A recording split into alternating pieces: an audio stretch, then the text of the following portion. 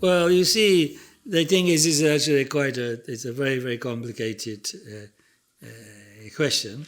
First of all, people have to understand what we're referring to by Zhentong, the system of Madhyamaka philosophy, in which is known as extrinsic emptiness, in which emptiness is viewed as something which is entirely identical with Buddha nature, and the Buddha nature itself is unconditioned and therefore could be called truly existent, whereas generally in Madhyamaka and Buddhist thought as a whole in Madhyamaka, we say that that which is existent is necessarily conditioned, arises and causing conditions, and therefore will end.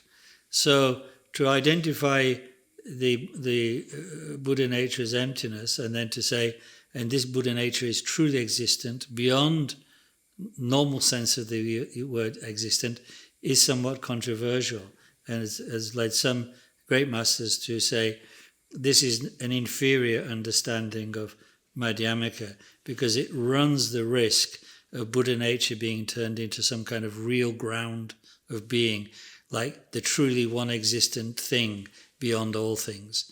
And so the Shentompa philosophers, from Dolpopa through Third Karmapa Ranjan Dorji, down to Jamgon Contra and so on, they would argue, no, this is not, we're not saying Zhentong is existent in the sense of ordinary conditioned.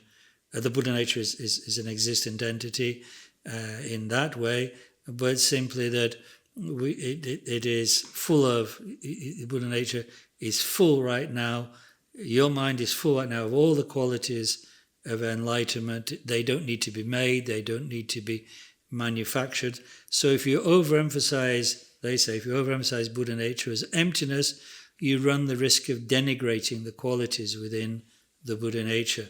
So when we're saying Buddha nature is existent, it's like just to say, don't negate it. Don't.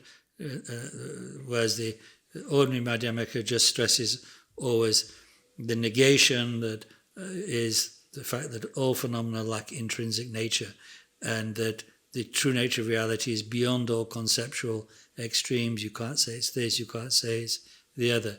The Shentompa philosophers accept that's true for all conditioned things, but say that but the Buddha nature, because it's beginningless, can't be categorized in that way. So therefore one can say it's truly existent.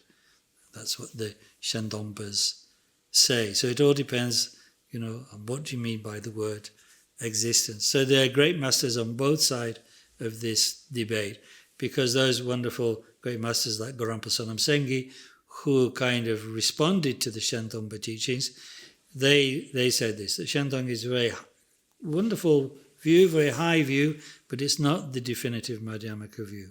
It's a kind of bridge between mind-only Chittamatra and Madhyamaka.